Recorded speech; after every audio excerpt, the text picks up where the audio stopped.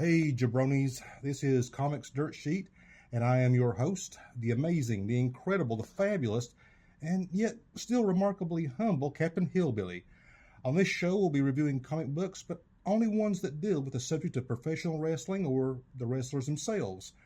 I'll be giving you my informed opinion on whether the comic is a pinfall or just a botched move. And since I'm Captain Hillbilly and my opinion is better than everyone else's, you can count on it to always be right. So, let's get to it, and I will see you ringside.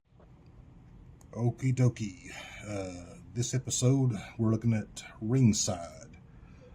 Ringside is written by Joseph Keating and drawn by Nick Barber.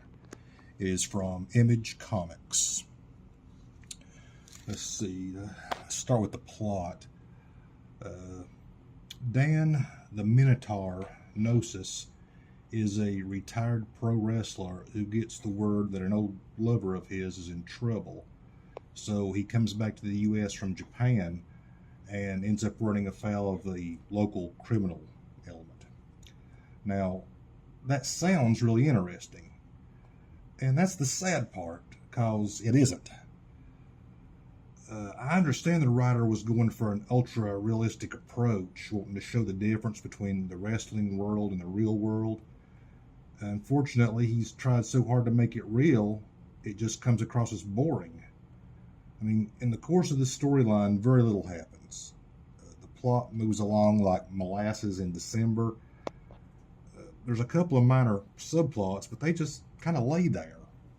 Now, I did like the way the writer showed the unglamorous, non-flashy side of the sport and the lives of the older, grizzled veterans.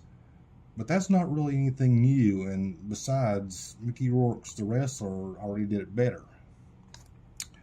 My biggest complaint would be the art. Now, as for the art, just give a little example here. Now, the cover, that's a nice cover, and I guess you'd call that kind of, minimalist type of art, and that would be okay for just the covers, but for the interiors, come on. I mean, most would call this rudimentary. Personally, I would just call it amateurish. I mean, just flip through, and these are, it's all the same. You see what I mean? I mean, really good artwork could have made the characters more engaging and maybe have helped the story seem to move a little quicker. This artwork, it just, if anything, it just makes it worse. Now, I understand that every artist has his own style, but I don't really consider crude and simplistic as a style. Now, let me just say that I take my hat off to the writer, Mr. Keating, for treating the sport with respect in his story and attempting to give us a true-to-life peek behind the curtain in the industry. Unfortunately, that's all the book has going for it. Now, of course, the same as always, the same question is it a pinfall or a botched move? I'm sorry, but Ringside is definitely a botched move. There's not really anything I can recommend about this book. Actually, that's not true. There's very little I can recommend. As I said before, some of the behind-the-scenes stuff and the realistic nature of the wrestlers speaking and talking, that's right. That's good. That's respectful to the sport and the wrestlers themselves. But the story, no. There's really no story. Just a lot of talking heads that don't really say anything.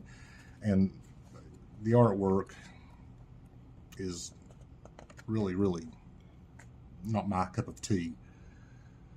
So I'll have to give it a botched move. Sorry. Now, if you disagree with this, or you do agree, send me a comment. Or if you have an idea for a comic you'd like to see me review here on the show, send me a comment. Plus, if you'd like to see this show continue, subscribe. Hit the like button. It's simple. It's easy. It takes very little of your time. Well, that's all for this episode. Until next time, I'm Captain Hillbilly, the world's greatest wrestling manager, And as always, I will see you ringside.